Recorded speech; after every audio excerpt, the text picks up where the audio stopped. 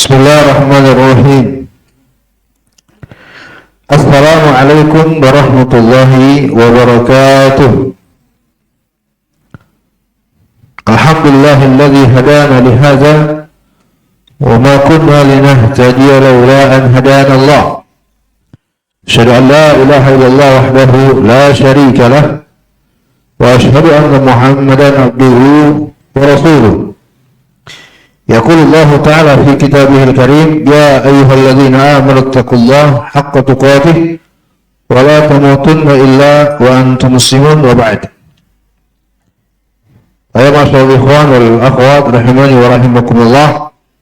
Kita lanjutkan kembali pembahasan dari kitab Syarh Sunnah li Imam Al-Barbahari dengan merujuk kepada penjelasan oleh Fadilatul Syekh Shalih Al-Fauzan hafizahullah dalam kitab Ithaful Qari At-Ta'liqati ala Syarh Sunnati li Imam Al-Barbahari.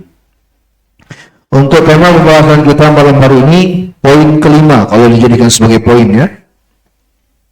Sebuah pembahasan yang penting sekali untuk kita perhatikan bersama. Pembahasan yang menjelaskan tentang konsekuensi yang timbul dari yang dinamakan dengan kebid'ahan. Ini saya jelaskan dulu, teman-teman, barakallahu fikum, mohon perhatikan. Penjelasan tentang prinsip yang terkait dengan konsekuensi dari kebid'ahan. Kenapa ini mesti dijelaskan? Agar kita mengilmui,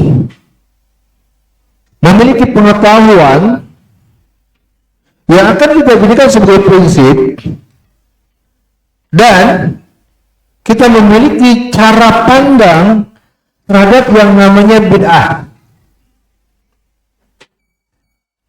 sehingga kita tidak bergampang-gampangan atau tidak menyepelekan yang namanya bid'ah. Kenapa sebagian kita menganggap bid'ah itu bukan masalah besar? Atau bahkan ada yang menganggap enggak masalah. Ya, ada yang bid'ah enteng dengan yang namanya bid'ah. Di antara permasalahannya kata para ulama itu adalah karena jahil terhadap yang namanya bid'ah itu. Kejahilan terhadap yang namanya kebid'ahan itu. Maka kita mesti melihat dan mempelajari penjelasan syariat terhadap yang namanya bid'ah. Penjelasan yang harus kita jadikan sebagai ilmu pengetahuan, wawasan kita, dan yang dengannya menjadi prinsip kita, dan kita bisa memandang kebid'ahan itu dengan benar sesuai dengan tuntunan syariat. Itu sih poin pentingnya. Ya, ini pembahasan mulai malam hari ini akan disinggung oleh penulis dan akan kita bahas, yakni tentang kebid'ahan. Iqra al-akh Ahmad, tafadhal al-matan.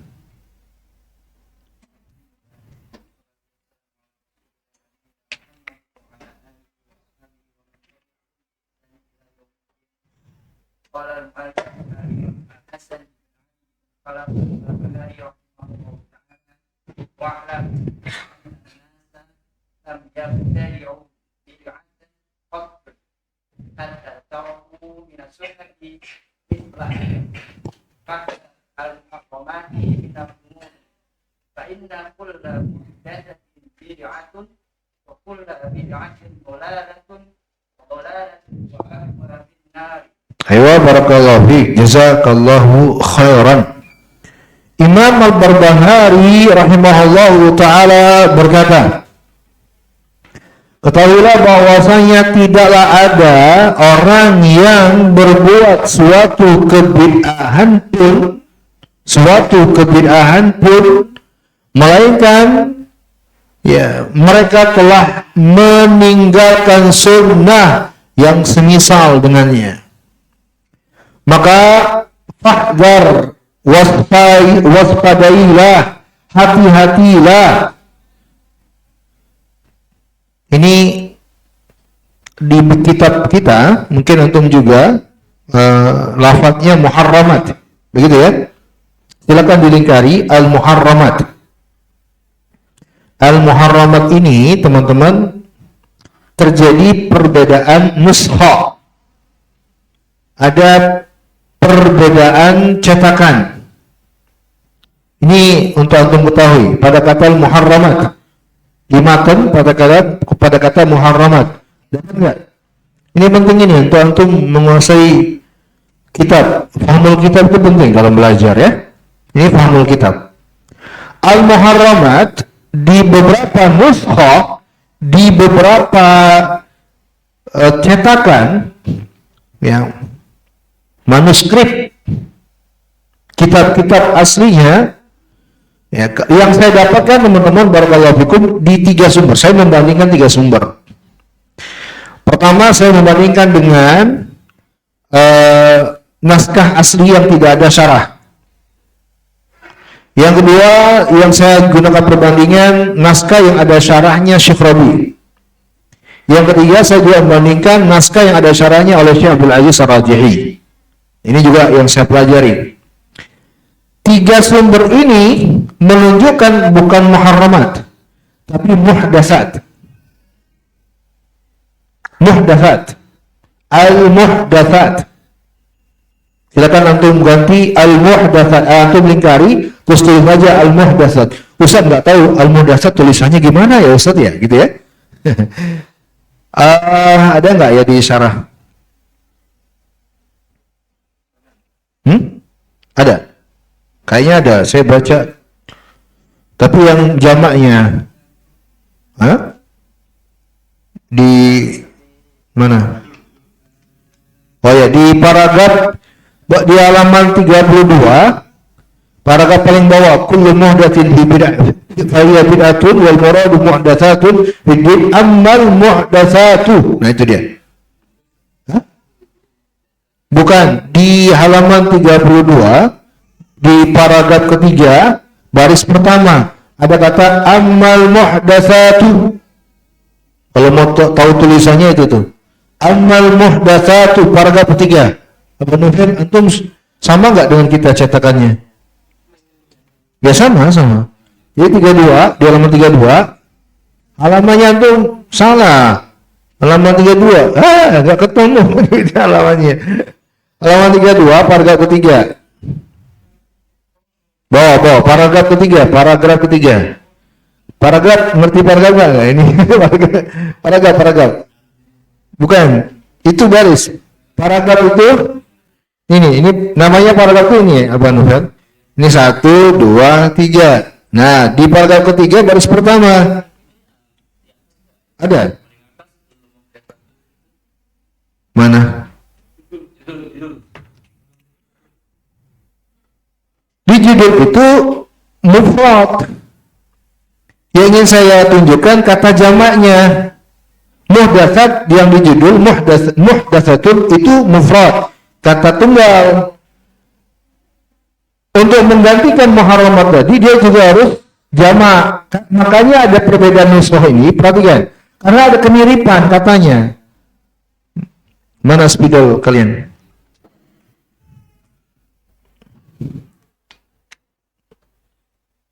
Nah, yang di kitab kita, dan saya lihat sama ini, dicetakan Saudi sama cetakan Mesir sama.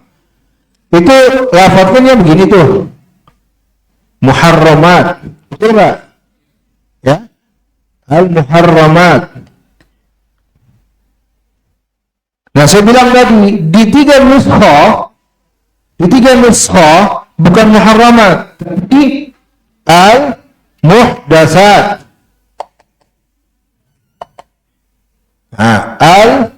Al-muhdatsat. Ini bentuk jamak dari al-muhdatsah. Ini mufradnya. Ya saya bilang jamaknya. Kenapa? Karena secara wazan dia mirip. Itu mungkin diantara terjadi adanya perbedaan nuskah. Entah siapa yang salah ini saya nggak tahu. Yang salah di percetakan yang di Mesir, percetakan Saudi nggak. Tetapi kalau secara konteks seperti yang lebih tepat ini muhdatsat. Kenapa saya bilang lebih tepat? Karena pembahasan tentang bid'ah. Tapi secara makna ini nggak salah, benar. Karena bid'ah itu muharramat. Ini artinya kalau muharramat ini artinya yang diharamkan. Kalau muhdatsat ini artinya yang bid'ah. Ya, yang dibedakan. Nah, secara hukum kan juga haram. Itu enggak? Maka kata muharramat juga secara makna benar. Tapi karena kita kan berusaha untuk ilmiah nih. Ya, berusaha untuk memastikan mana nih yang lebih tepat. Kalau saya bilang lebih tepat, saya condong kepada muhdatsat. Karena pertama tujuan nuswah saya dapatkan muhdatsat. Yang kedua karena secara konteks pembahasan ini bahas bid'ah, muhdatsat lebih tepat. Hah? Yang ini lebih umum. Yang ini lebih umum. Muharramat. Muhdatsat kan muharramat. Tapi muharramat bukan hanya muhdatsat, makanya lebih umum. Ini lebih spesifik. Karena pembahasannya tentang muhdatsat, maka ini lebih tepat. Bisa dipahami, teman-teman. Mungkin antum sebagian orang sepele Ustaz bahas. Enggak, kalau ilmiah ini harus dibahas. Termasuk perkara yang mesti dibahas. Paham ya? Kita berusaha untuk ke arah sana, teman-teman ya. Pembahasan dengan ilmiah sekecil apapun kalau masih bisa dibahas kita bahas. Nah, jadi sekali lagi kita kembali ke ucapan Imam Al-Barbahari. Ucapan Imam Al-Barbahari di matan. Saya ulangi ya.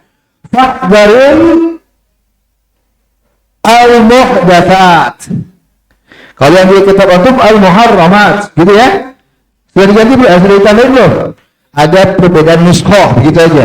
Ada perbedaan lafaz di beberapa cetakan. Itu aja poin pentingnya. Ya. Dan saya katakan tadi, saya condong ke muhdatsat berdasarkan dua alasan. Alasan pertama dengan 3 nuskhah, alasan kedua karena sesuai dengan konteks pembahasan. Paham? Baik. Minal umur fa inna kulla muhdatsatin bid'atun wa kullu bid'atin dalalatun wa dalalah wa ahluha finnar. Kata Imam Al-Barbahari rahimahullahu taala, maka jauhilah perkara-perkara baru dalam agama ini, karena segala perkara bid'ah baru itulah bid'ah, dan segala bid'ah itu sesat dan kesesatan serta pelakunya itu di neraka. Yang kita pegang cetakan Mesir dan cetakan Saudi dengan syarah Syekh Fauzan itu muharramat, dan saya memastikan insyaallah Syekh Fauzan tidak menyinggung masalah lafaz ini. Ya, makanya disyarah oleh beliau, disyarah beliau kan untuk muharramat tuh. Kenapa? Karena secara makna benar. Ngerti enggak? Muhdatsat itu kan hukumnya haram. Jadi dengan lafaz muharramat secara makna benar. Tapi kalau secara riwayat ya dan nuskhah itu lebih tepat muhdatsat. Kita baca penjelasan Syekh Shalih Fauzan rahimahullah taala. Perhatikan kata beliau. Hadhihi hikmatun 'azimah wa hiya ma'zuratun 'anil salaf anna an-nas ma ahdathu bid'atan illa faqadu mithlaha min as-sunnah.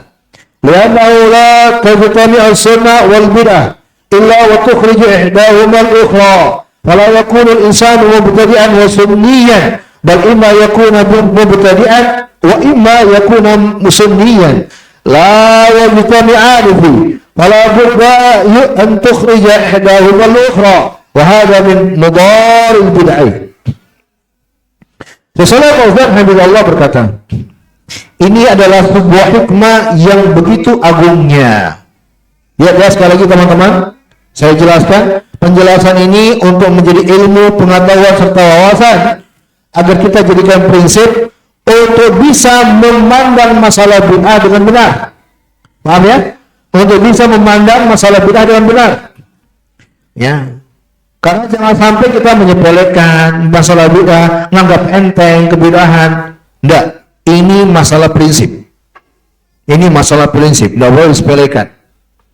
Rasulullah berkata, ya, dan masalah ini telah terriwayatkan dari salaful ummah, generasi terdahulu yang saleh.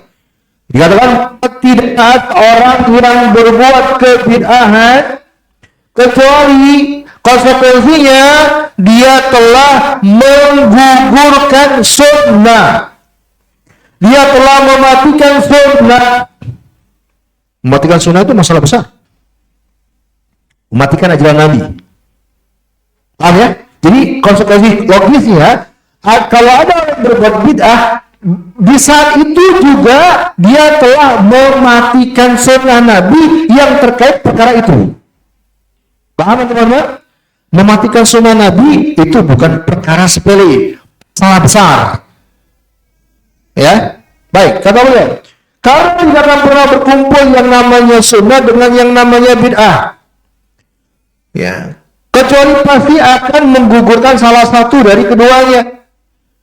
Seseorang tidaklah akan menjadi bersamaan dalam waktu yang sama sebagai ahli bid'ah, dia juga sunni, tidak mungkin. Tetapi, ya, bila tidak dia adalah seorang yang mubtadi' atau dia adalah seorang yang sunni, dua hal yang tidak akan pernah berkumpul di satu keadaan sekaligus. Ya, pastilah salah satunya akan menggugurkan yang lain. Nah, ini di antara bahaya kebid'ahan. Ini konsekuensi yang begitu bahayanya dari yang namanya bid'ah. Allah kata beliau, hafizahullah ta'ala. Baik, sebelum saya lanjut teman-teman, barakallahu fikum, saya ingin tambahkan sebuah dalil dari Al-Quran. Untuk tambahkan aja catatan, ya, masalah ini atau konsekuensi ini juga diisyaratkan oleh Allah Subhanahu wa taala di dalam Al-Qur'an, ya, yaitu di surah Al-Maidah ayat ke-14. Al-Maidah ayat ke-14. Di sana Allah berfirman, "Wa minal ladzina qalu innan nasara akhadna mitsaqahum wa nasu hadzan mimma dzukiru bih faghrayna bainahumul adawah wal baghdha ila yaumil qiyamah wa sawfa yunabbi'uhumullahu bima kanu yasna'un." Di sana Allah berfirman, orang-orang yang mengatakan kami ini adalah orang Nasrani, kami telah mengambil perjanjian dengan mereka, tapi mereka sengaja melupakan sebagian pesan yang telah diperingatkan kepada mereka. Maka, kata Allah, kami timbulkan permusuhan dan kebencian di antara mereka sampai hari kiamat. Dan kelak Allah akan memberitakan kepada mereka apa yang telah mereka perbuat. Ayat ini menjelaskan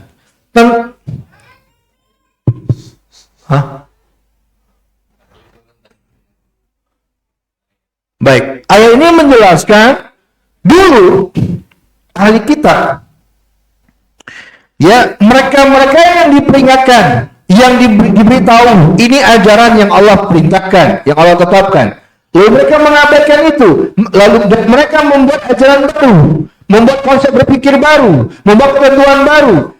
Gara-gara perbuatan mereka ini, maka Allah Jalla wa'ala menimpakan hukuman dengan menetapkan adanya permusuhan dan kerusakan yang semakin jadi di antara mereka. Jadi ini mengisyaratkan konsekuensi ini, bahwa perbuatan bid'ah itu akan mematikan sunnah Nabi, dan mematikan sunnah Nabi itu sebuah kerusakan. Paham teman-teman? Baik, Al-Maidah berapa? 14. Ya. Kemudian kata Syekh Al-Fauzan hafizahullah, wa hadhihi al-hikmah al-ma'sura thabitatun bitajribah. Wa shahidu hadha wa daliluhu annaka tajidu ashab al-bid'i yubghiduna al-ahadith as-sahihah wa yubghiduna as-sunan wa a'da aduwwin lahum wa abghadu ما يسمعونه، أو قال الحديث الفلاني ينهى عن هذا أو يحرم هذا، لا يريدون أن يسمعوا الأحاديث والسنن التي تخالف ما هم عليه، فهذه علامة على أنها لا تجتمع السنة والبدعة. Sesuatu yang berkata, hikmah ini yang telah diriwayatkan sebagaimana telah disebutkan, itu betul-betul terbukti di lapangan, nyata. Ya. Di antara perkara yang menunjukkan akan hal ini, kata beliau, bahwa engkau tidaklah mendapatkan ada pelaku bid'ah mereka yang tenggelam dalam kebidahan, apalagi mereka yang mengusung, menyeru kebidahan, ya, melainkan mereka juga akan memiliki kebencian dengan hadis-hadis yang sahih. Nggak suka dengan hadis-hadis yang sahih. Kalau mau saya datangkan lagi, ya, orang-orang yang memiliki pemikiran yang menyimpang tentang asma dan sifat Allah, misalnya tentang istiwanya Allah, bersama dengan itu dia akan membenci ayat dan hadis yang menjelaskan tentang istiwa. Nah, posisi ini konsekuensi yang bahaya ini nih, tanpa mereka sadari. Ya, membenci ayat, membenci hadis. Bahkan menganggap itu tidak masuk akal. Tidak masuk akal mereka, atau bahkan mereka mematikan itu semua. Nah, mematikan syariat. Ini konsekuensi dari kebidahan yang begitu fatalnya. Sebenarnya. Ya. Baik, kata beliau. Ya, yubghidul sunnah, mereka akan membenci sunnah ajaran Nabi. Mereka menancapkan permusuhan. Mereka membenci apa yang mereka dengar. Mereka mengatakan hadis ini hadis si fulan yang melarang ini dan itu, mengharamkan ini dan itu. Mereka tidak menginginkan mendengar hadis-hadis tersebut, sunnah-sunnah Nabi tersebut yang menyelisih apa yang ada pada diri mereka. Maka ini adalah pertanda bahwa tidak akan pernah berkumpul yang namanya sunnah dengan yang namanya bid'ah. Amma alladziina 'ala sunnah, adapun orang yang berada di atas sunnah, fa innahu idza sami'a haditsan an Rasulillah sallallahu alaihi wasallam fa innahu yafrahu bidzalik. Adapun kalau orang tersebut adalah orang yang sunni, ya, al-sunnah, maka ketika dia mendengar satu hadis dari Rasulullah sallallahu alaihi wasallam, maka sikapnya apa? Bergembira, membuka diri. Fayudibu khairan ila khair, maka dirinya telah, ya, mendapatkan kebaikan atas kebaikan. Itu al-sunnah. Kalau bid'ah, kalau al-bid'ah enggak, hizbiyah enggak. Ya, ketika dapat hadis yang membantah diri mereka, sempit dadanya. Pasti. Ya, pasti begitu. Itu konsekuensi logis sudah. Nah, ini yang bahaya tanpa mereka sadari.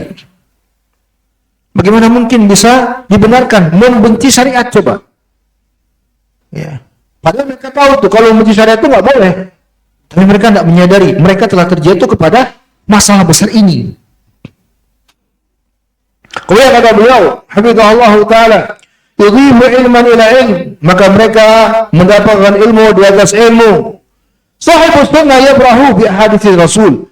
Al-sunnah sikapnya ya bahagia, membuka diri terhadap hadis-hadis dari Rasulullah sallallahu alaihi wasallam. Bainama sahibul bid'ah yunziru min ahadits Rasul. Adapun mereka pelaku bid'ah justru lari dari hadis-hadis Rasulullah sallallahu alaihi wasallam. Ya. Di antara bukti mereka lari dari hadis Nabi adalah dengan mereka, ya, walaupun mereka menamakan mereka juga mengenal hadis, adalah ketika mereka lebih suka dan lebih banyak yang mereka hadirkan hadis-hadis dhaif. Hadis dhaif. Ya. Hadis-hadis dhaif ini yang sebagainya mereka sudah tahu itu hadis dhaif.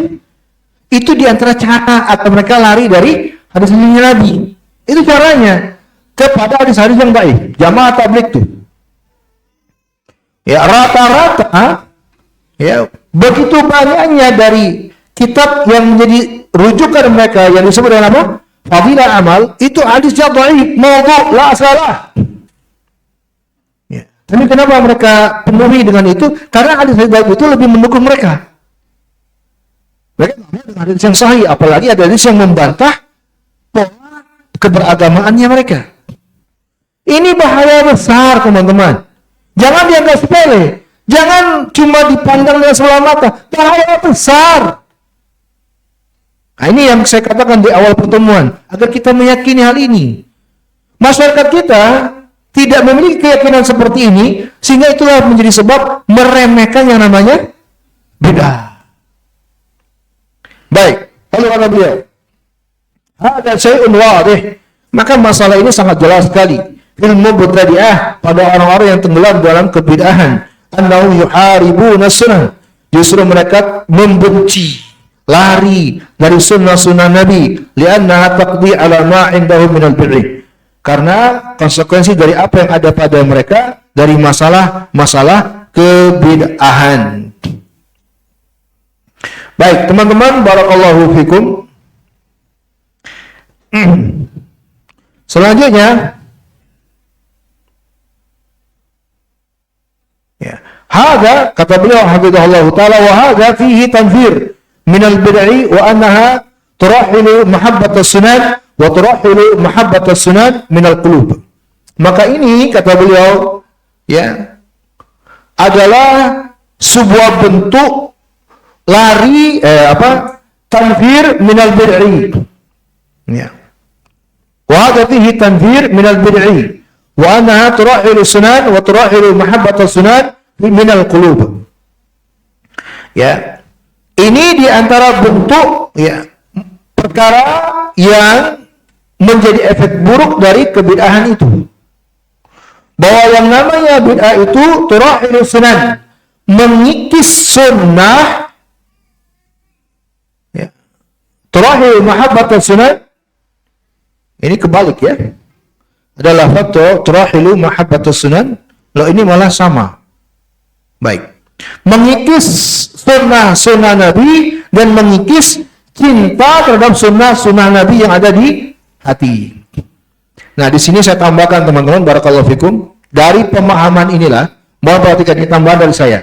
Dari pemahaman inilah lahir sebuah pembahasan di tengah para ulama sehingga ada istilahnya sunnah tarkiyah. Sunnah tarkiyah. Ya, ada istilah di tengah para ulama namanya sunnah at-tarkiyah.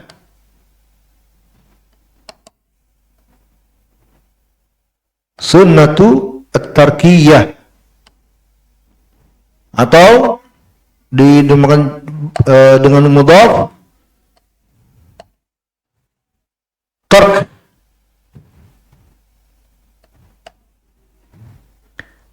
Ada yang disebut dengan sunnatut tarkiyah.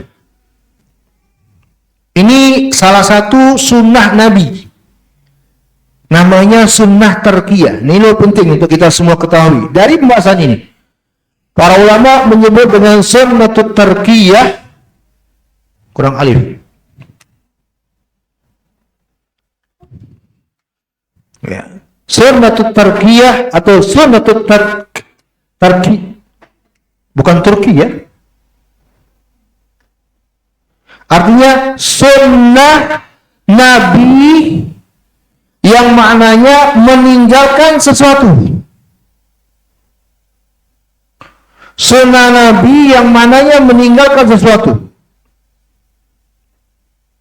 Ya.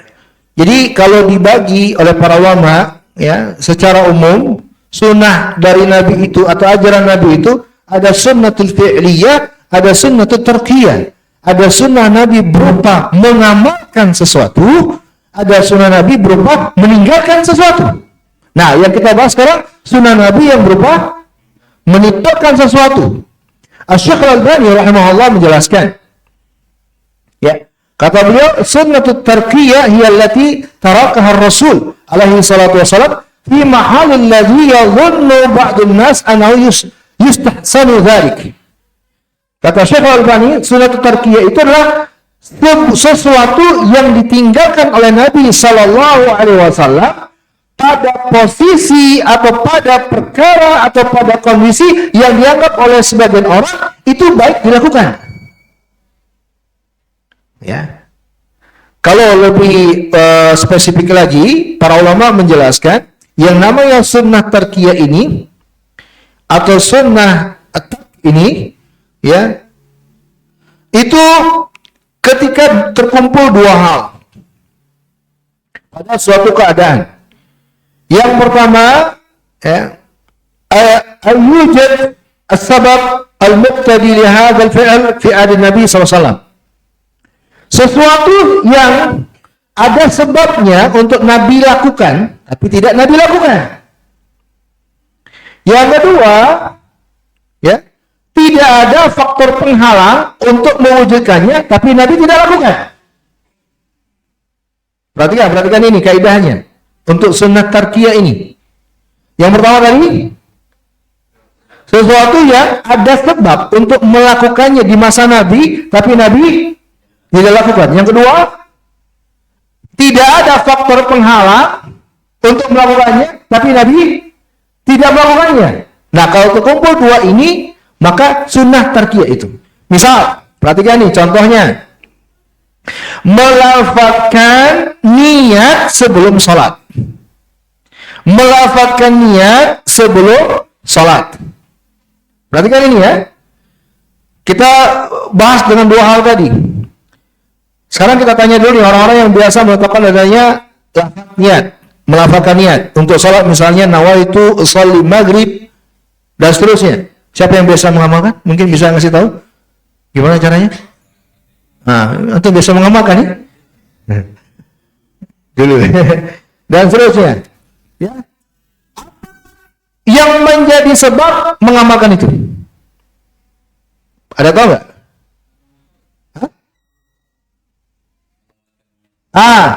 Supaya menguatkan niat, supaya bertambah kekhusyuan. Pasti itu rata-rata begitu. Nah, dua sebab ini di masa Nabi ada nggak? Dibutuhkan nggak? Ada dan dibutuhkan ya, tapi nggak butuh untuk khusyuk, ya kan? Siapa yang tidak butuh untuk mantapkan niat? Betul, berarti ada di masa itu. Bahkan mereka berusaha untuk senantiasa khusyuk, ya, untuk menguatkan niat. Yang kedua, ada nggak faktor penghalang untuk Nabi untuk Nabi melakukan itu? Nggak ada kan? Karena cuma melakukannya. Tapi Nabi tidak melakukannya, tidak mengerjakannya. Nggak ada faktor penghalang. Nabi bukan orang bisu. Sama bukan orang bisu. Semua orang di masa itu mereka semua bisa mengerjakan itu. Tapi mereka nggak mengerjakan. Nggak ada faktor penghalang. Sebab nggak ada di masa itu. Tapi Nabi dan sahabat tidak melakukannya. Maka sunnahnya tidak meniatkan, tidak melafazkan niat di sebelum sholat. Sunnahnya tidak melafazkan niat. Nah, ini namanya sunnah tarkiyah. Paham? Justru sunnahnya tidak melafazkan niat. Jadi sunnahnya justru adalah tidak melafazkan niat. Ketika Anda sholat tidak melafazkan niat, itu sunnah Nabi. Paham nggak? Ini namanya sunnah tarkiyah. Sunnah apa?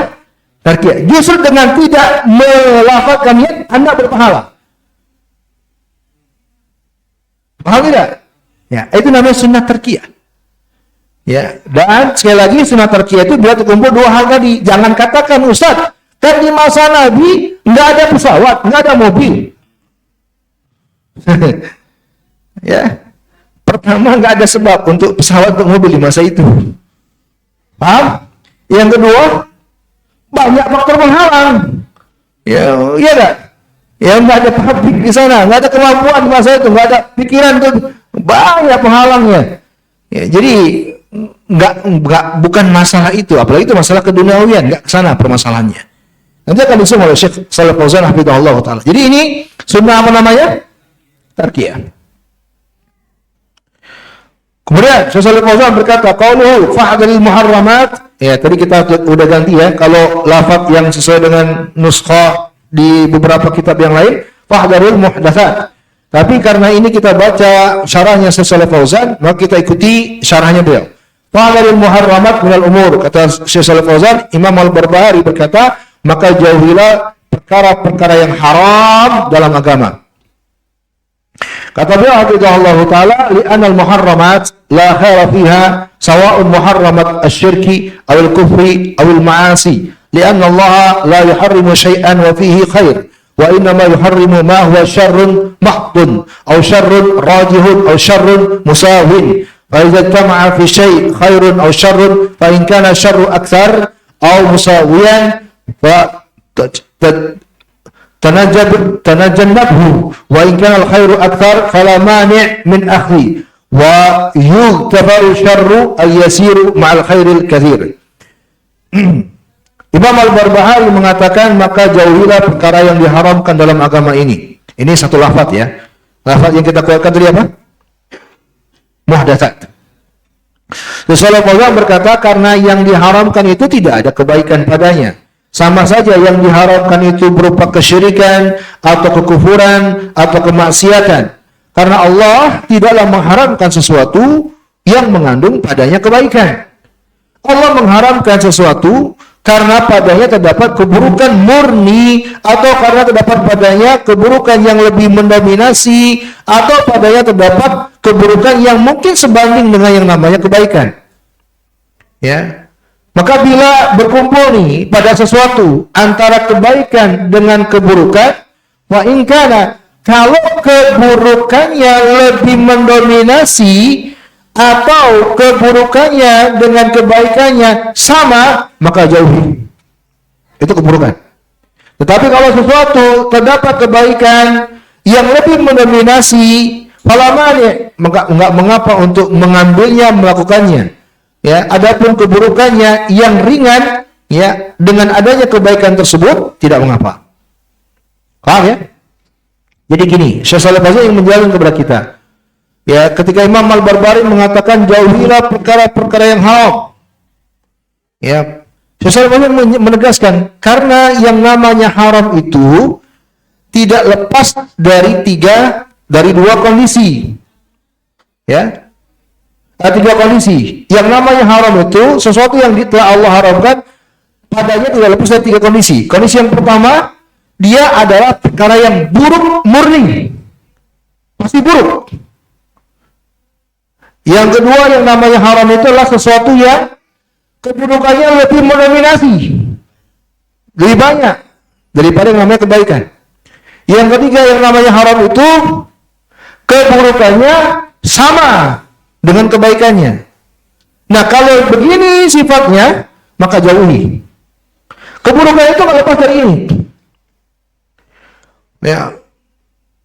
Barangkali kata beliau, ini kesimpulan dari penjelasan beliau ya. Ada perkara-perkara yang tidak lepas darinya adanya keburukan, betul. Kalau sebuah perkara padanya terkandung kebaikan dan keburukan, selagi kebaikannya lebih mendominasi, walaupun ada keburukannya tapi ringan, kecil, itu tidak mengapa, dimaafkan. Maka Shalih Fauzan menegaskan bahwa yang namanya haram yang mesti kita jauhi nggak lepas dari tiga kondisi tadi. Nah, bid'ah masuk sini. Makanya saya katakan kalau lafaznya muharramat sebenarnya secara mana nggak masalah, karena bid'ah itu kan haram. Ya. Nah, kalau kita definisikan, kita kategorikan bid'ah kepada yang haram, maka yang namanya bid'ah itu nggak lepas dari tiga kondisi. Ada yang bid'ah pasti mengandung keburukan murni, ada bid'ah yang mengandung dominasi dari kepada kebaikan, atau kebid'ahan yang mengandung sama saja dengan kebaikan. Nah, yang jelas yang namanya bid'ah haram. Nah, itulah antum jangan tertipu ketika dia mengatakan itu kan pada perayaan itu ada juga baca Qur'annya. Kebaikan bukan itu? Kebaikan betul. Kayak ceramah betul. Tapi tetaplah karena bid'ah itu haram, harus dijauhi. Karena dia nggak akan mendominasi, kebaikan itu nggak akan mendominasi. Terkalahkan dengan yang haram-haram itu, pasti. Maka jangan tertipu ketika ada orang yang membela kebid'ahan yang mengatakan, kan ada juga kebaikannya. Ya, baik. Ya. Baik, kita lanjutkan ya. Qala hafizahullah qauluhu fa inna kulla muhdatsatin bid'ah wa kulla bid'atin dhalalah. Kemudian kata Syekh Shalih Fauzan, Imam Al-Barbahari berkata, sesungguhnya setiap perkara baru itu adalah bid'ah dan setiap bid'ah itu adalah kesesatan. Syekh Shalih Fauzan berkata, hadza nassun hadits. Hadza nassu hadits al-Irbad Ibn Sariyah radhiyallahu anhu qala wa'adana Rasulullah sallallahu alaihi wasallam mau'izatan wajilat minha al-qulub wa darafat minha al-uyun wa qulna ya Rasulullah كأنها موعظة مودعين فأوصنا قال أوصيكم بتقوى الله والسمع والطاعة وإن تأمر عليكم عبد حبشي وفي رواية عبد حبشي كأن رأسه زيبة zabiba fa innahu may ya'ish minkum fa sayara ikhtilafan katsiran fa 'alaikum bi sunnati wa sunnati al-khulafa'ir rasyidin al-mahdiyyin min ba'di tamassaku biha wa 'addu 'alaiha bin nawajid wa iyyakum wa muhdatsatil umur. Hada tahdhir, iyyaka kalimatut tahdhir wa iyyakum wa muhdatsatil umur fa inna kulla muhdatsin bid'ah wa kullu bid'atin dhalalah wa fi riwayah wa kullu bid'atin dhalalah. Shalih Fauzan berkata pada ucapan Imam Al-Barbahari, karena sesungguhnya setiap perkara baru itulah bid'ah dan setiap bid'ah itu adalah kesesatan. Beliau berkata, ini berdasarkan hadis dari Irbad bin Sariyah. Irbad bin Sariyah, di bawah itu ada keterangan, ya, diriwayatkan oleh Imam Abu Daud dan disahihkan oleh Syekh Al-Albani dalam Al-Mishkah. Beliau berkata, Rasulullah pernah memberi wasiat kepada kami dengan sebuah wasiat yang membuat bergetar hati kami. Wasiat yang membuat berlinang air mata kami. Maka kami berkata, wahai Rasulullah, seakan-akan ini adalah wasiat perpisahan. Berilah kami nasihat. Maka Nabi bersabda, ini wasiat teman-teman disampaikan Nabi di akhir-akhir masa hidup beliau. Makanya Irbad bin Sariyah menjelaskan keadaan di saat itu. Ya, begitu mendalamnya wasiat Nabi SAW. Yang ingin saya tekankan, kalau ini disebut oleh Nabi wasiat, usikum, saya wasiatkan kalian. Sesuatu itu tidaklah dikatakan sebagai wasiat kecuali sesuatu itu sangat penting. Wasiat itu maknanya apa? Amrun muakkadun muhimmun. Itu namanya wasiat. Amrun muakkadun muhimmun. Ya, tidaklah sesuatu dikatakan wasiat kecuali sesuatu itu adalah muakkadun muhim, amrun muakkadun muhimmun. Sebuah perkara yang sangat penting, yang sangat ditekankan. Orang yang akan meninggal itu akan memberi wasiat, betul nggak? Betul. Nah, yang akan disampaikan itu adalah apakah semua perkara yang dianggap penting selama hidupnya? Nggak mungkin, karena banyak, ya, nggak akan mungkin. Maka yang akan dia sampaikan adalah perkara-perkara yang penting yang telah dia seleksi. Ya, ini saya wasiatkan kalian sawah, ladang, dan seterusnya. Yang telah dianggap itu yang sangat penting. Nah, kita kembali ke pembahasan. Kalau ini katakan wasiat, berarti ini adalah perkara yang sudah diseleksi oleh Nabi yang sangat penting sehingga beliau ingin sampaikan. Sangat penting berarti. Apa wasiat beliau? Kata Nabi, saya wasiatkan kalian untuk bertakwa kepada Allah dan agar kalian mendengar serta mentaati kepada penguasa kalian, walaupun dalam sebuah riwayat penguasa kalian itulah seorang budak dari Ethiopia yang rambutnya seperti kismis, keriting kecil. Karena sesungguhnya kata Nabi, siapa di antara kalian yang hidup sepeninggalku akan mendapatkan perselisihan yang banyak. Maka wajib bagi kalian untuk berpegang teguh dengan sunnahku dan sunnahnya para khulafa ar-rasyidin, yakni para sahabat yang berpetunjuk sepeninggalku. Ya, pegang teguhlah sunnah-sunnah tersebut, gigitlah dengan gigi geraham kalian. Dan kata Nabi, jauhilah oleh kalian perkara baru dalam agama. Kata Shalih Fauzan, ini adalah tahdzir dari Nabi, peringatan dari Nabi. Ada kalimat iyyaka. Iyyaka ini adalah kalimat peringatan. Ya, beliau bersabda, ya, jauhilah oleh kalian perkara yang baru dalam agama, karena perkara baru itu adalah bid'ah dan setiap bid'ah adalah kesesatan. Dalam riwayat yang lain disebut dengan lafaz wa kullu bid'ah, dan setiap bid'ah itu adalah kesesatan. Qala hafizallahu taala kullu muhdatsatin fa hiya bid'atun wal muradu muhdatsat wal muradu muhdatsatun fid din amma al muhdatsatu fi umuril 'adat wal manafi' wal ma'akil wal masharib wal malabis fa hadhihi bid'un lughawiyyatun laysat bid'an syar'iyyah. Perkara baru yang dianggap bid'ah adalah perkara baru dalam masalah agama. Contohnya berkata perkara-perkara baru, inovasi-inovasi dalam urusan kebiasaan dalam kehidupan ini, perkara-perkara yang bermanfaat terkait dengan makanan, minuman, pakaian, dan seterusnya, maka itu betul perkara baru, tapi perkara baru secara bahasa, bukan perkara baru secara syariat yang terlarang.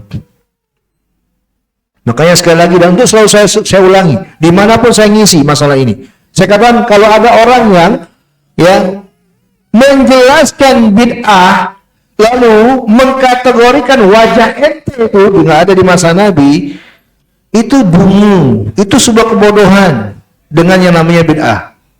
Itu kebodohan, jelas kebodohan, wallahi bodoh banget dengan yang namanya bid'ah. Mau dikatakan orangnya pintar sekalipun, profesor sekalipun, nggak ada kaitannya wajah orang dengan bid'ah. Pernah dengar kan? Itu wajah ente itu nggak ada di masa Nabi, berarti wajah ente bid'ah. Nggak ada hubungannya, guys.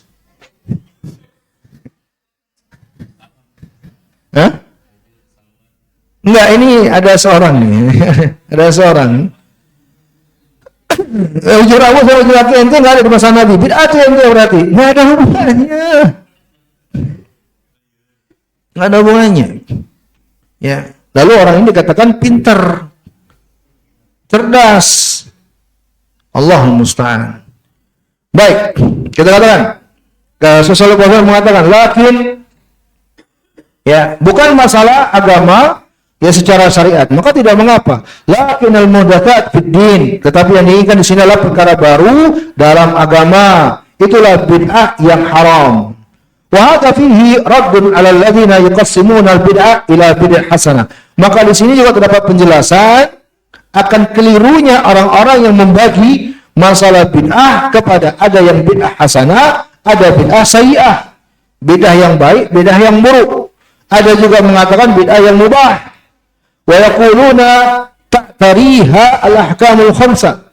Dan mereka berpendapat itu pembagian bid'ah sesuai dengan hukum yang 5. Bid'ah juga 5. Hukum dalam agama kan ada 5 tuh. Ada haram, ada sunnah, ada mubah, ada makruh.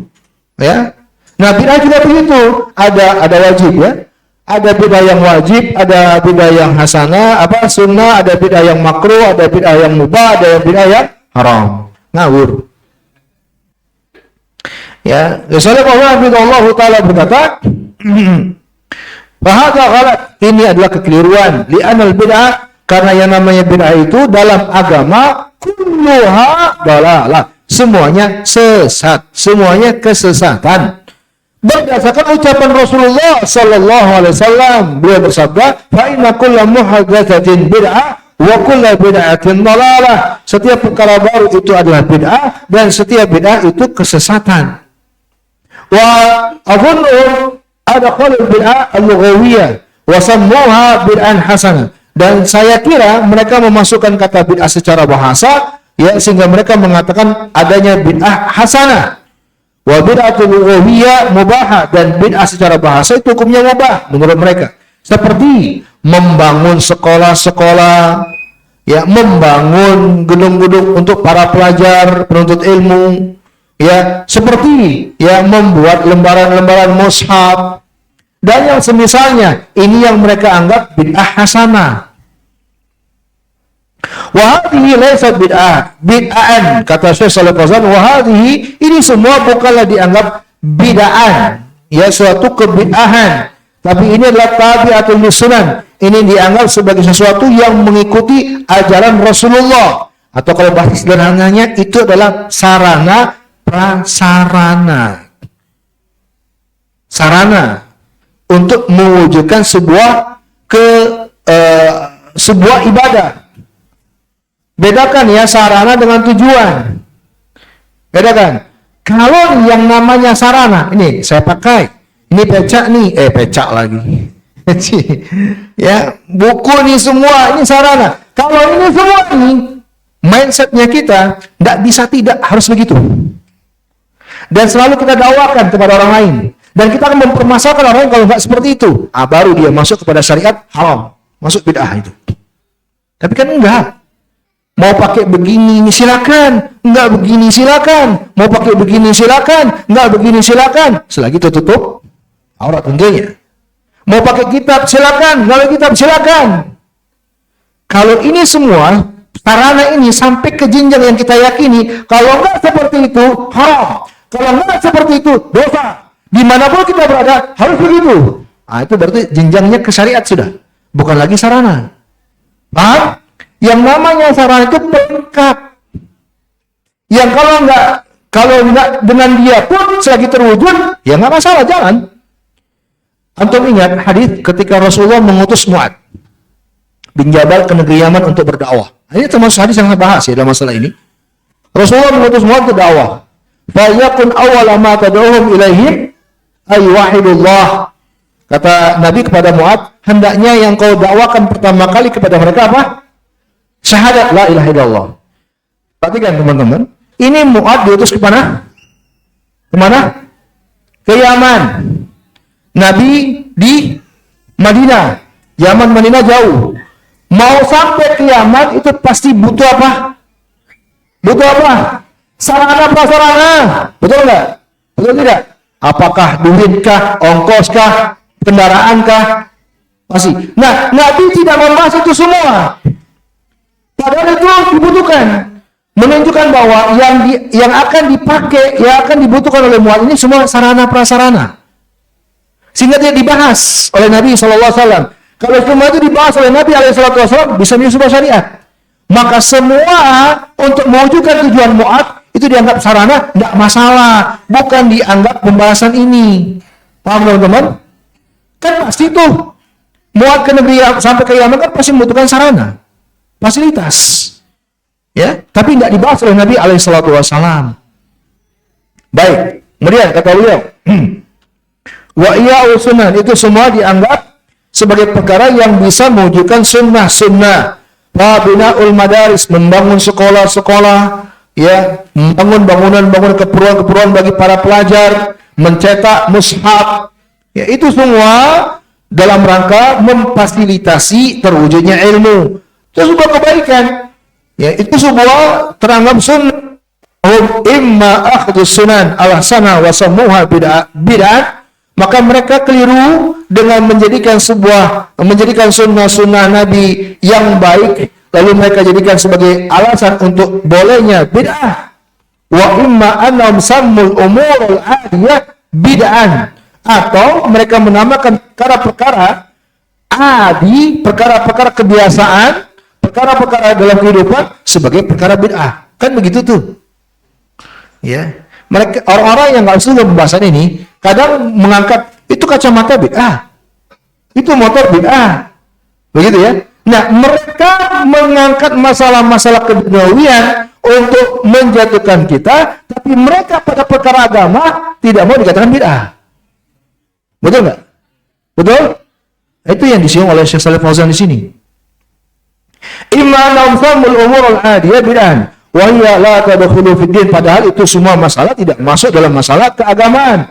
Li'anna min umur dunia, karena itu semua masalah masalah keduniawian. Fala tadkhulu fid din, tidak masuk dalam masalah agama. Terakhir, Syekh Fauzan mengatakan, Imam Al-Barbahari berkata, wad-dalalatu wa finnar, kesesatan dan pelakunya itu terancam di neraka.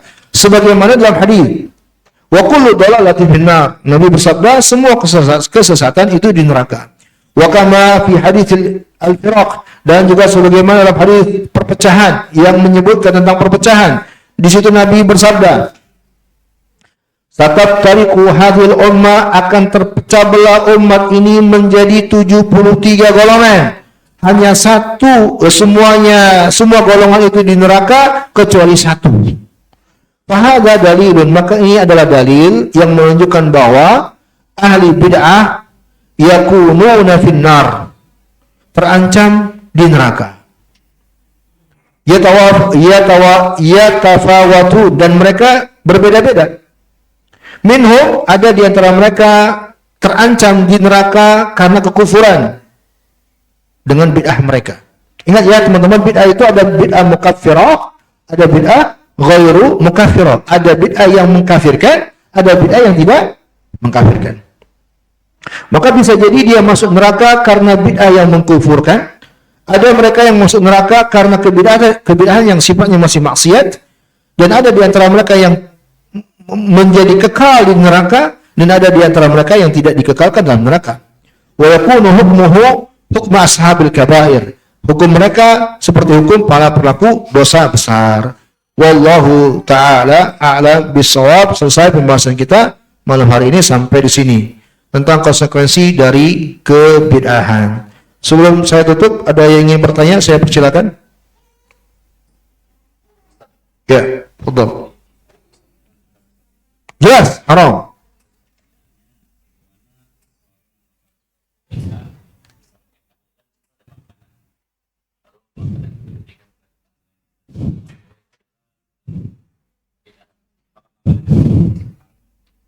Baik.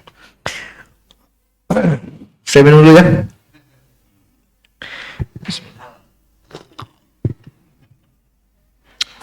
Ini dari acara bid'ah? Enggak kan? Baik.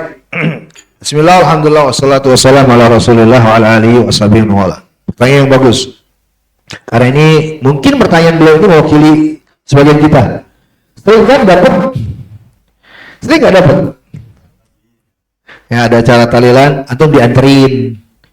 Ada acara maulid, antum dianterin. Kita nggak ngarep, tapi dianterin. Nah, pertanyaannya bagaimana hukum makan makanan yang seperti ini? Baik. Ada khilaf di antara para ulama. Dan yang rajih adalah pendapat yang mengatakan bahwa dengan kaidah semua makanan yang diwujudkan karena sesuatu yang diharamkan secara agama, maka haram untuk mengkonsumsinya. Bukan karena zatnya, tapi karena sebab perwujudannya. Ya. Makanya Allah sebut dalam Al-Quran, ya, wa ma uhilla li ghairihi, dan segala sembelihan yang dipersembahkan untuk selain Allah itu haram. Itu haram untuk dikonsumsi. Bukan karena zatnya. Bisa jadi ayam halal atau haram? Haram. Halal. Kalau disembelih dalam rangka untuk selain Allah, maka perwujudannya bukan untuk selain Allah. Bahkan perwujudannya adalah karena perkara yang diharamkan, yaitu kesyirikan. Maka Allah mengharamkan untuk mengkonsumsinya. Nggak boleh. Jadi kaidahnya segala makanan yang diwujudkan atau diadakan karena alasan yang diharamkan, maka haram untuk mengkonsumsinya pula. Abu Bakar Siddiq radhiyallahu ta'ala anhu, dan ini pendalilan yang kita dengar langsung dari di antara guru-guru kami, di antaranya Syekh Abdullah Bukhari, hafizahullah ta'ala. Abu Bakar Siddiq radhiyallahu anhu itu pernah punya pembantu. Pembantu beliau ini mantan tukang sihir, dukun. Ya, pernah berkecimpung di dunia sihir.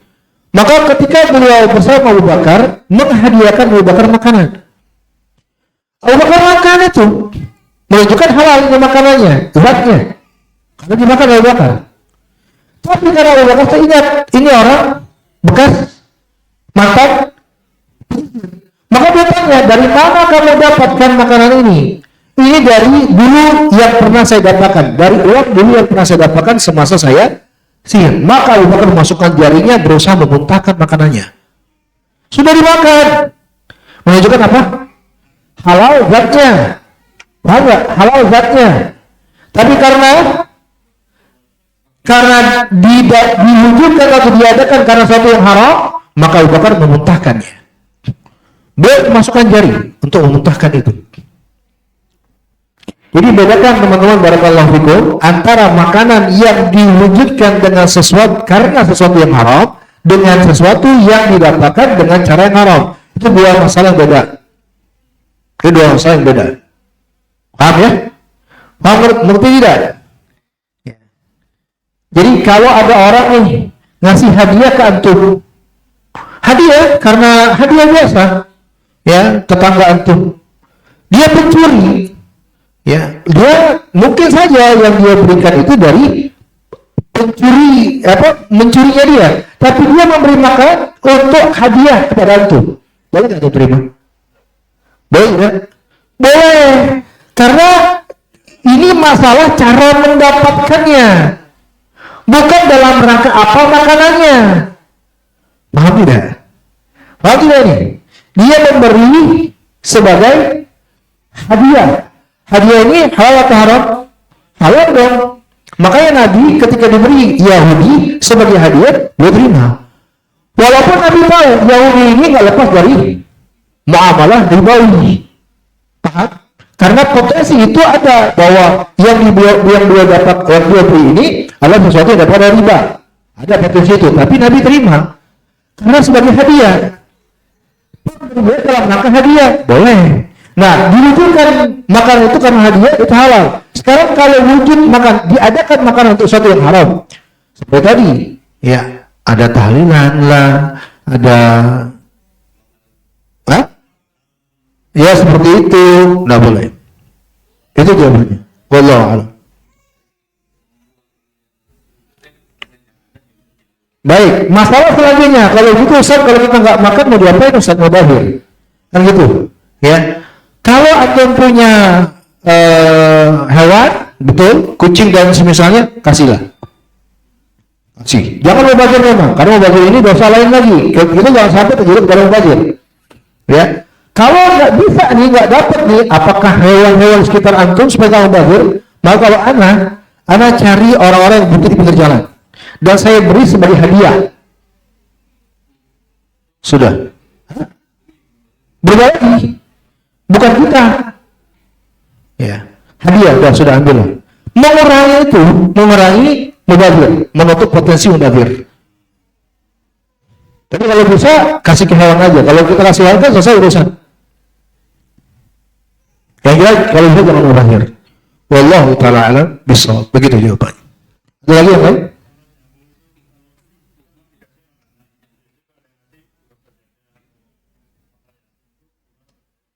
Apa? Yasin.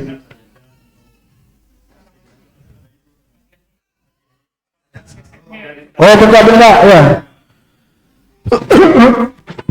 Sama sebenarnya hukumnya. Kalau bisa jangan dimanfaatkan. Jadi gini teman-teman, perhatikan. Kalau bisa, usahakan kita itu tunjukkan ketidaksetujuan kita. Kalau ini tidak tampak, maka mereka akan menganggap ada persetujuan. Nah, persetujuan diamnya kita itu bisa jadi, kalau kita diam juga akan dianggap sebagai persetujuan. Dan anggapan persetujuan ini akan semakin memotivasi mereka. Kapan mereka akan sadar itu salah?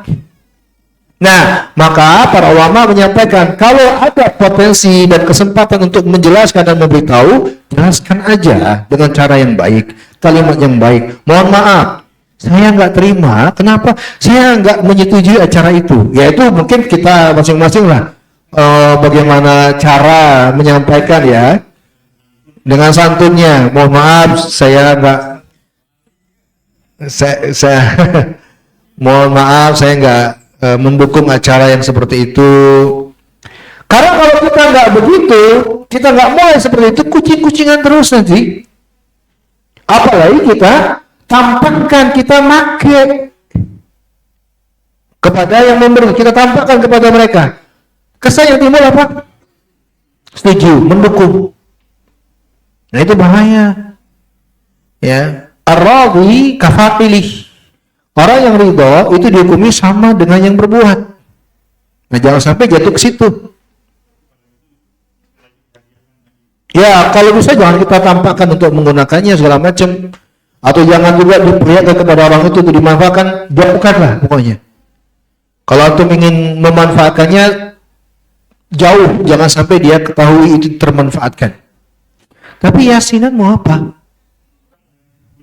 Iya, maksudnya mau dimanfaatkan apa? Kalau saya pribadi, buku yasinan, kalau saya diberi, maka yang saya lakukan saya bakar. Karena memusnahkan ayat-ayat Al-Quran yang memang sudah tidak layak untuk dipakai, itu dengan cara bakar. Bukan dengan cara selain itu. Itu yang dilakukan oleh Utsman. Ya kalaupun orang tahu, ya kasih tahu aja padanya. Ya. Ya, kalau takut ada fitnah jangan sampai orang lain tahu.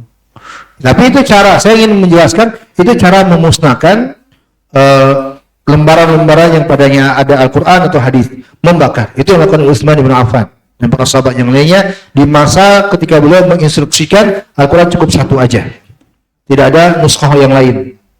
Kan di masa Nabi sampai ke masa Utsman itu Al-Quran kan pisah-pisah, terpencar-pencar dengan nuskah yang beda-beda. Di zaman Utsman lah beliau instruksikan satu nuskah. Itulah sampai ke kita sekarang. Nah, memusnahkan yang lain itu dibakar. Bukan dikubur ya. Lebih tepat dibakar. Wallahu ta'ala alam bishawab. Ada lagi? Ya, Pak Azam.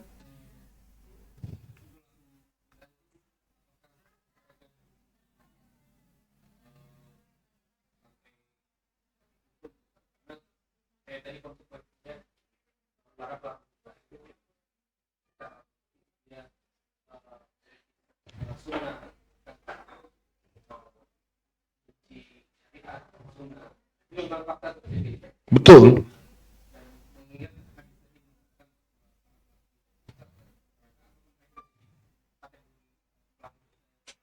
Ya, ini teman-teman perhatikan ya. Pertanyaan ini membuat kita waspada. Ya itu belum terjadi loh. Ya, agar kita tidak meremehkan yang namanya bid'ah. Pak Zam aja tuh yang punya jenggot. Jenggot beliau itu sunnah Nabi bukan? Sunnah Nabi bukan? Sunnah Nabi itu.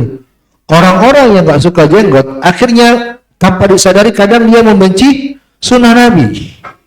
Kadang ya, tanpa disadari. Ya, akhirnya sunnah Nabi yang dibenci. Ya, itu bahaya kan? Membenci sunnah Nabi kan itu bahaya. Ya. Itu betul-betul bahaya itu, membenci Nabi SAW. Bagaimana mau mendapatkan syafaat beliau?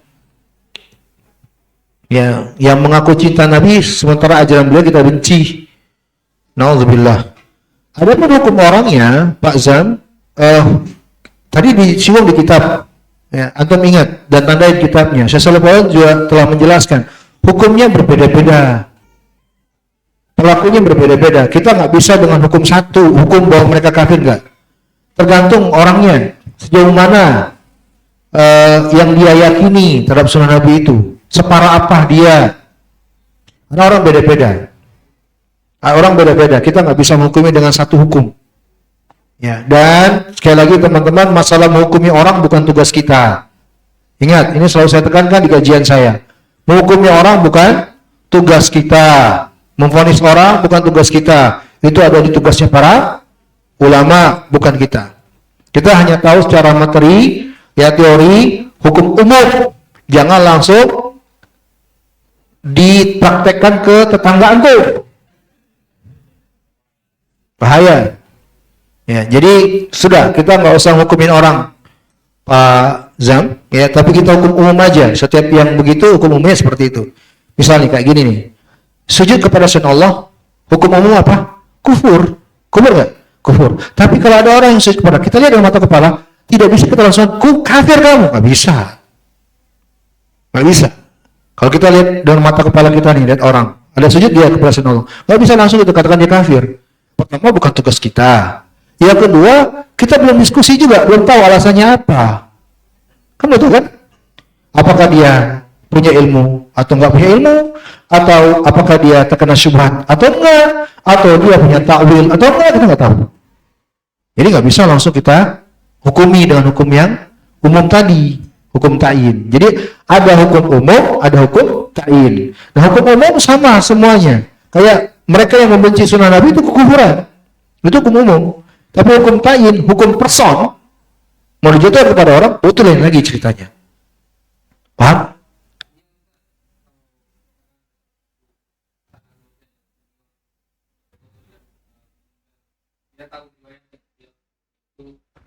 Benci.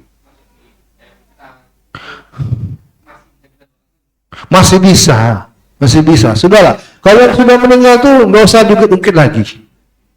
Nggak usah dikit-dikit lagi. Ya, doakan kebaikan aja. Apalagi kalau masih ada hubungan karib kerabat dengan kita. Doakan aja kebaikan. Ya, semoga Allah mengampuni dosa-dosa beliau, memaafkan segala kesalahan beliau, melapangkan kuburnya, memberi cahaya. Sudah, nggak usah dikit-dikit lagi.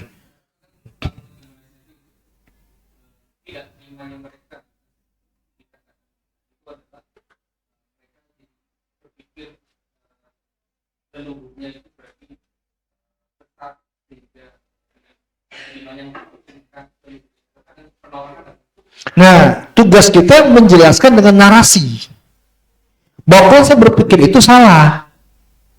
Kalau saya berpikir seperti itu, yakni dengan mengacu kepada leluhur, itu sebuah konsep berpikir dalam Islam yang salah.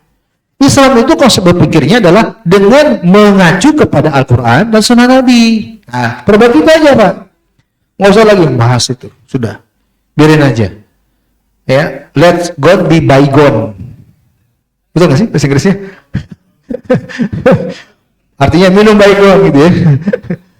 Wallahu a'lam. Ada lagi? Ya, Pak Budi.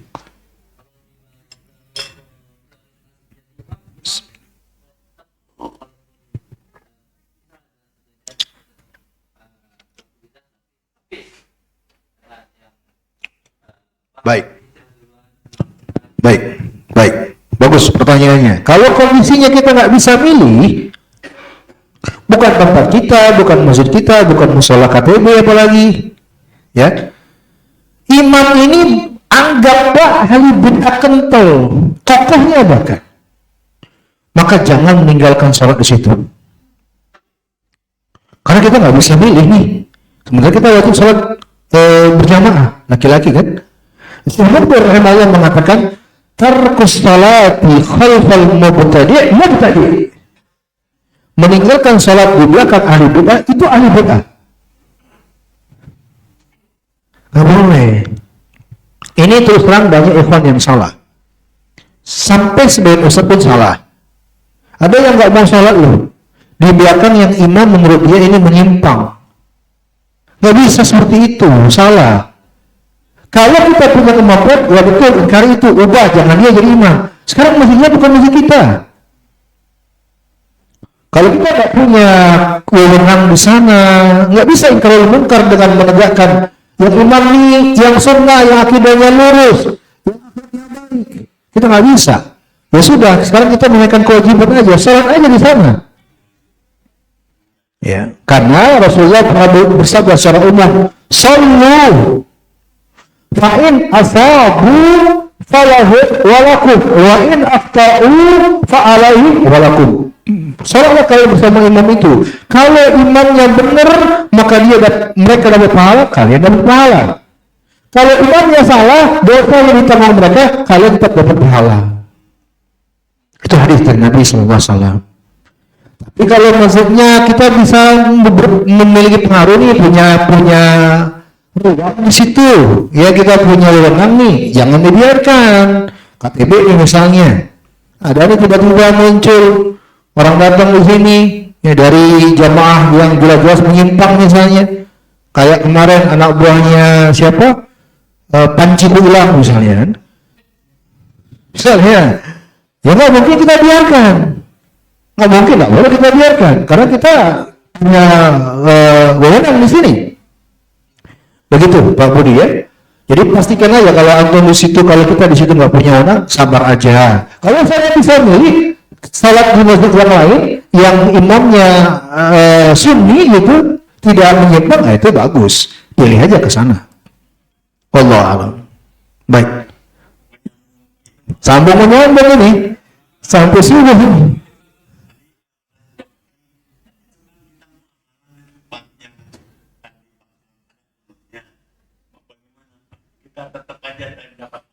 Baik, kalau masalah kunut subuh,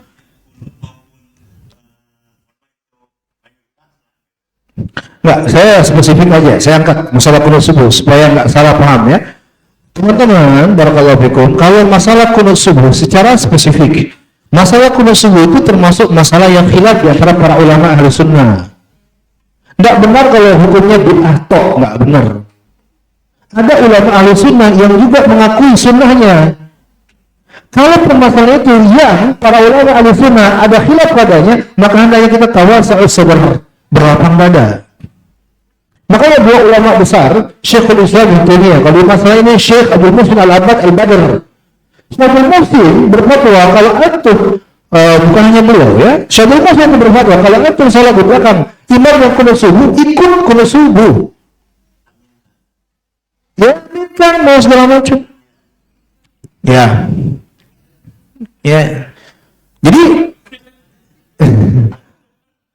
Jadi saran saya, teman-teman, jangan mengangkat masalah yang para ulama sendiri tidak begitu mempermasalahkan itu, gitu loh.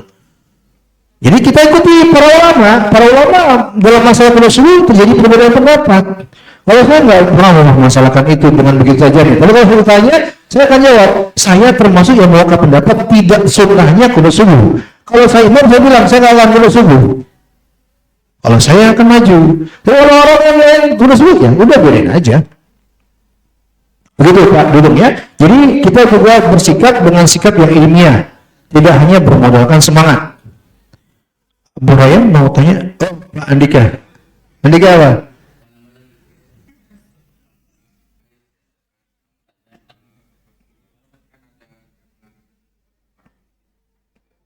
Hah? Iya, kan udah kita singgung di pertemuan yang lalu. Nanti akan juga disinggung. Terus?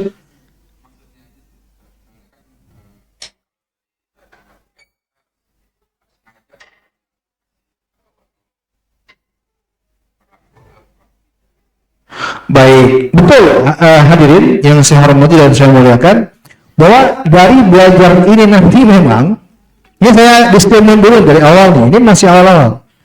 Nanti kita akan memiliki sikap loyalitas yang tinggi. Saya beberapa kali belajar syarul sunnah ini, ya, dan akan betul terasa kita memiliki loyalitas yang tinggi. Tapi hendaknya disadari bahwasanya posisi kita itu hanya sebagai talabul ilm. Ini yang pertama, talabul ilm kita nih, ya. Jadi jangan sok seperti seorang ulama, ya, yang kalau ada kemungkaran langsung dihadapi, gitu ya. Ente siapa? Gitu ya. Keluar dari majelis syarul sunnah, matanya langsung tajam. Ya, ente siapa? Sadar diri dulu. Ini yang pertama. Yang kedua, tidak semua orang di luar itu hukumnya sama. Itu juga harus kita ketahui. Nanti akan disinggung lagi di kitab ini. Tidak semua yang tenggelam dan terjatuh kepada bid'ah itu hukumnya ahli bid'ah. Enggak selamanya. Ada ketentuannya. Kapan dianggap ahli bid'ah yang harus kita sikapi. Itu ada ketentuannya. Jadi tidaklah sama satu sikap. Semua yang melakukan bid'ah kita sikapi sama dengan baro'ah terhadapnya, dengan memicingkan mata terhadapnya. Enggak juga. Salah.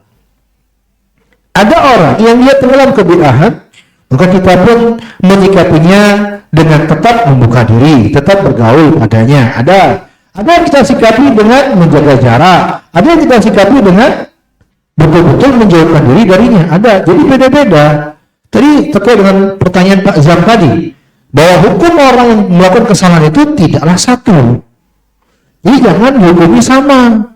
Apalagi kalau terkait dengan kebanyakan kita nih berada di tengah masyarakat yang saya yakin insya Allah itu masyarakat awam, masyarakat yang pasti insya Allah karena kejahilan mereka, betul?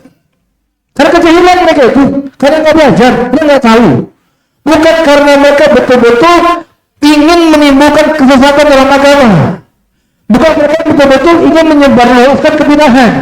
Bukan mereka meyakini bahwa mereka lah yang benar dan ajaran Nabi yang salah. Bukan kayak gitu mereka itu. Tapi karena mereka jahil, ikut-ikutan, followers. Nah, apalagi kalau begini keadaannya, maka nggak boleh kita sikapi seperti sikap ahli bid'ah. Nggak bisa. Ya, hendaknya kita berlemah lembut dengan mereka. Ya, Syekh Rabi itu mengatakan dakwah sunnah ini di tengah masyarakat itu sudah berat. Maka jangan menambah berat dakwah ini dengan caramu yang salah. Ya, jadi berat. Ya, gitu ya. Jangan dihukumi sama, beda-beda orang itu. Apalagi rata-rata saya yakin hukumnya adalah masyarakat awam yang jahil, jauh dari ilmu. Ya, jadi hendaknya kita yang lemah lembut kepada mereka. Wallahu a'lam. Ya, cukup. Ya. Apa? Silakan.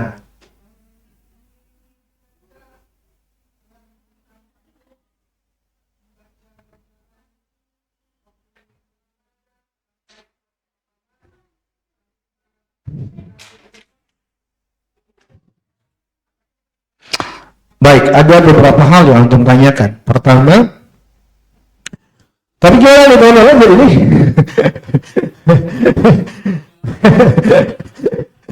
Saya tanya soal apa ini? Kamu ringkas saja. Dari semua pertanyaan antum itu tidak semua hukumnya sama. Yang jelas kalau mengiringi jenazah secara umum boleh. Enggak, tunggu dulu. Mengiringi jenazah itu perkara yang disyariatkan secara umum. Tapi kesalahannya ketika ada hal-hal tertentu dalam mengiringi jenazah itu. Misal dengan mengkhususkan dipayungi jenazahnya. Padahal nggak hujan. Iya. Jadi memayungi jenazah itu kalau dia dikhususkan atau karena yang meninggal ini orang khusus itu kesalahan. Itu jatuhnya kepada ghulu, berlebih-lebihan.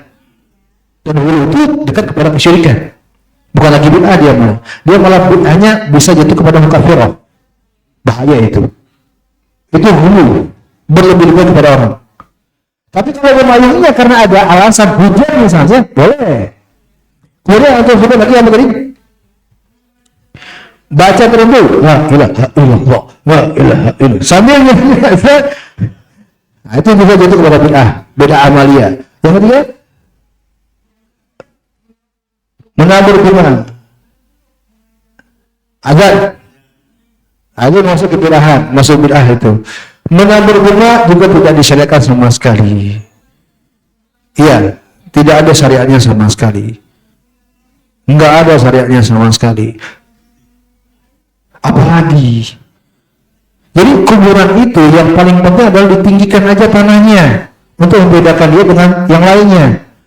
Agar teridentifikasi dia sebagai kuburan cukup ditinggikan, bukan dengan ditanam-tanami. Ya, dengan bunga-bunga, apalagi bunga Kamboja, nggak perlu sama sekali. Ada orang beralasan supaya diringankan azabnya, nggak ada sama sekali hubungannya. Jadi nggak perlu. Ya itu buang-buang harta. Ngapain? Kuburan nggak perlu dihiasi. Bahkan Rasulullah SAW juga melarang, nggak boleh menghiasi yang namanya kuburan. Ya, Wallahu ta'ala alam. Cukup ya. Oke, pertanyaan yang lain mungkin di pertemuan yang lainnya. Jazakumullahu khairan wa barakallahu fikum. Kita akhiri subhanakallahumma wa bihamdika asyhadu an la ilaha illa anta astaghfiruka wa atubu ilaik. Alhamdulillah. Assalamualaikum warahmatullahi